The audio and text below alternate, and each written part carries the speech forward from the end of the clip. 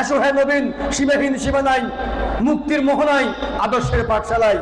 যে স্বপ্নকে কোলে দাও আকাশের গায়ে, স্বপ্ন বড় করো আজকে, স্বপ্নই জীবনের নতুন আকাশ, স্বপ্ন সহজ করে কাজ। 1971 সালে যেই বৈষম্যের কথা বলে বাংলাদেশ স্বাধীন হয়েছিল, 1990 সালে যেই দুর্নীতির কথা বলে বাংলাদেশ স্বৈরাচার মুক্ত হয়েছিল, 24-এর ছাত্র আন্দোলনে যে বৈষম্য এবং বৈষম্যহীন বাংলাদেশ গড়ার জন্য এবং ইনসাফের বাংলাদেশ প্রতিষ্ঠার জন্য একটি সুন্দর সফল বিপ্লব হয়েছিল, আজকে সবগুলো বিপ্লব সবগুলো আন্দোলন ব্যর্থতায় পর্যবেসিত হয়েছে।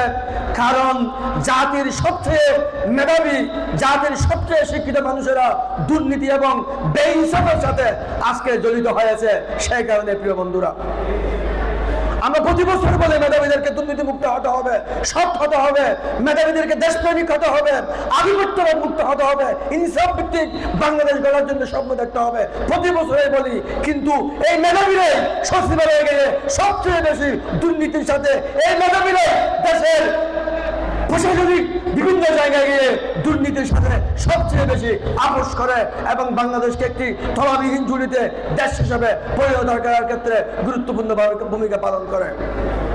এই জন্য শুধু বক্তব্য রাখলে হবে না, আমাদেরকে সত্যিকার অর্থে দেশপ্রেমিক হতে হলে, সত্যিকার অর্থে দুর্নীতি মুক্ত হতে হলে, আধিপত্যবাদ মুক্ত একটি ইনসাফের বাংলাদেশ গড়তে হলে আগে নিজেদেরকে সৎ হওয়ার জন্য সৎ মানুষের সাথে, সৎ সংগঠনের সাথে, কাজের সাথে আমাদেরকে ঐক্যবদ্ধ হতে হবে, আমাদেরকে একমত হতে হবে।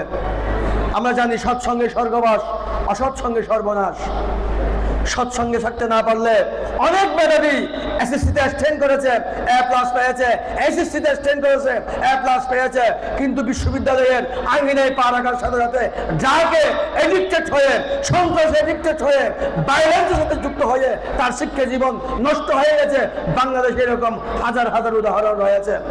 আমি বাংলাদেশকে দুর্নীতিমুক্ত একটি সুন্দর বাংলাদেশ গঠন করার জন্য আমি প্রয়াস করব এবং এই দেশকে সুন্দরভাবে পরিচালনার জন্য আমি আমার মেধার স্বাক্ষর রেখে আমি এই বাংলাদেশের সর্বোচ্চ যেই জায়গা, সেই জায়গায় গিয়ে বাংলাদেশকে আমি সেবা দেব।